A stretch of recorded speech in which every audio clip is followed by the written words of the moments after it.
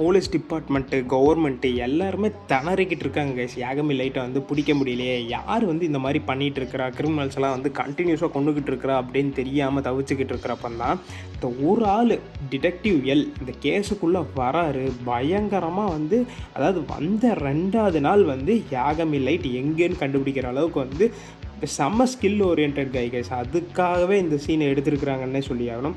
ஏன்னா வந்த அப்போவே உடனே வந்து யாகமி லைட் வந்து எந்த ஏரியாவில் இருக்கிறாரு, ஜப்பானில் தான் இருக்கிறாரு அப்படிங்கிறத வந்து கண்டுபிடிச்சிடுறாரு. ஸோ இந்த சீனில் வந்து பார்த்துட்டிங்கன்னா இங்கே வந்து எல் வந்து நான் தான் டிடெக்டிவ் எல் அப்படின்னு சொல்லிட்டு டிவியில் வந்து இன்ட்ரடியூஸ் ஆகிக்கிறாரு. ஸோ அந்த கேரக்டர் வந்து பார்த்துட்டிங்கன்னா அந்த ஸ்பாட்லேயே வந்து செத்துடுறான். ஸோ இங்கே யாகமி லைட் அதை பார்த்து வந்து ரொம்ப என்ஜாய் பண்ணுறாரு. ஏன்னா நீ தான் எனக்கு கண்டுபிடிக்க வந்தவனா அப்படின்ட்டு ஃபீல் பண்ணுறாரு. பட் அதுக்கப்புறம் இந்த இடத்துல தான் எல் வந்து உண்மையாக சொல்கிறாரு, அது எல்லே கிடையாது அப்படின்ட்டு ஜஸ்ட் ஒரு வாய்ஸ் மெசேஜ் மூலயமா.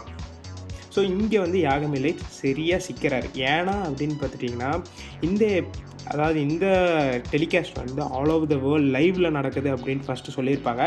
பட் கென்டோ ரீஜனில் மட்டும்தான் வந்து ஜப்பானில் மட்டும்தான் வந்து இது டெலிகாஸ்ட் பண்ணியிருப்பாங்க. ஏன்னா என்ன நடக்குது ஏது நடக்குதுன்ட்டு எல் தெரிஞ்சுக்கணும்னு சொல்லிட்டு.